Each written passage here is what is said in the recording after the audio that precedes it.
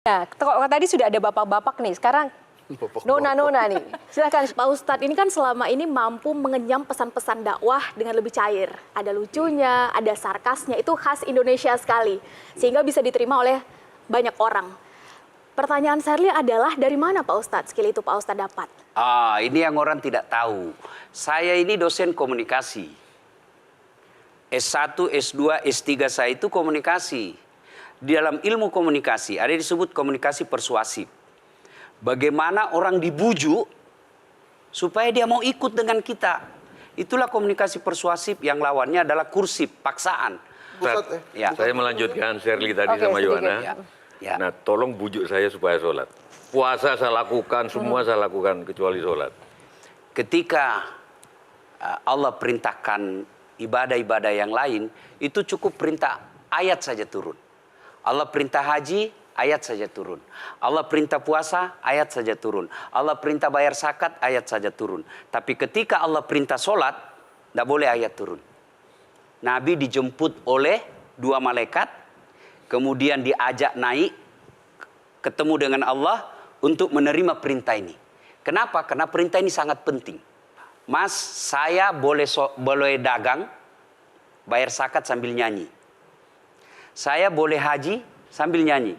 Tawaf, labbaik Allahumma labbaik, labbaik la syarika laka labbaik. Boleh. Ya, saya bayar zakat boleh sambil nyanyi. Begadang jangan begadang. Kenapa? Salat tak boleh. Allahu Akbar. Darah muda, darahnya pada batal salat saya. Kenapa?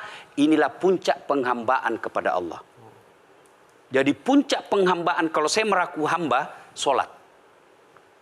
Yang paling mulia dalam tubuh kita, kepala.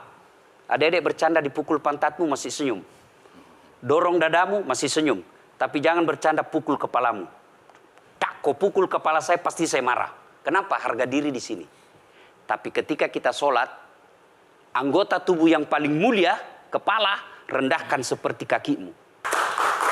kita akan masuk ke next block. Ini penting. Kalau saya sudah mulai ini. Oke. Ya, karena kalau ketika saya mau sholat, saya melihat banyak koruptor sholat. Ya.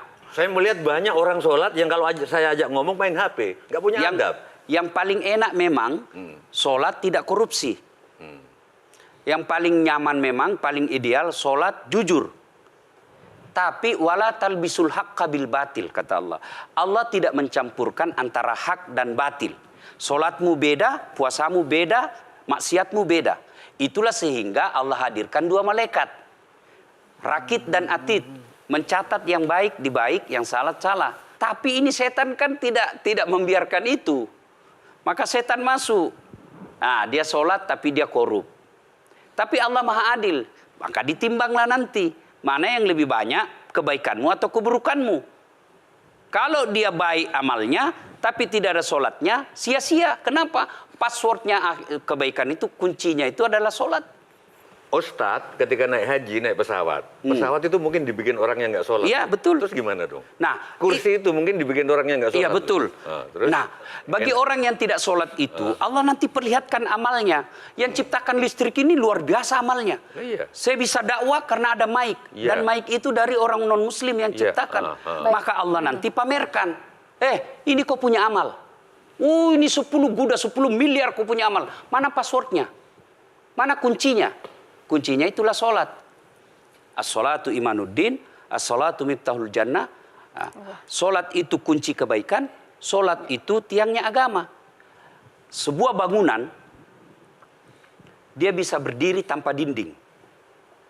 Sebuah bangunan, dia bisa kokoh tanpa atap. Tapi ketika bangunan tidak punya tiang, pasti tidak kokoh. Tiang itulah dalam agama sholat. Dia tidak husuk, tidak ada urusan. Allah tidak hitung kamu husuk atau tidak. Kamu datang deh sujud sama saya. Ya. Sudah sholat, idealnya dia bersih. Karena tidak mungkin sholat kalau dia tidak wudhu. Tapi kok ada orang sholat tapi jorok. Buang sampah sembarangan. Itulah keberhasilan setan menggoda kita. Itulah sebabnya kita minta perlindungan kepada Allah. Kenapa ketika melontar 3 jumroh? Orang haji kan melempar 3 jumroh. Satu tiang 7 batu.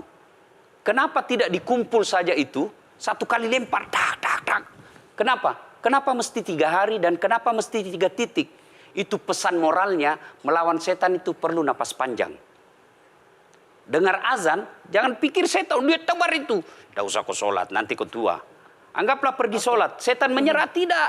Buru-buru kamu, buru-buru. Akhirnya apa? Wudhu tidak sempurna. Anggaplah Anda wudhu dengan sempurna. Setan menyerah, tidak. Masuk masjid. Tidak usah sholat sunnah, tidak usah sholat sunnah. Prinsipnya setan, kalau dia tidak bisa dikalah, jangan untung. Nah, gimana Mbak Teja? Udah teryakinkan? Oke. Jelajah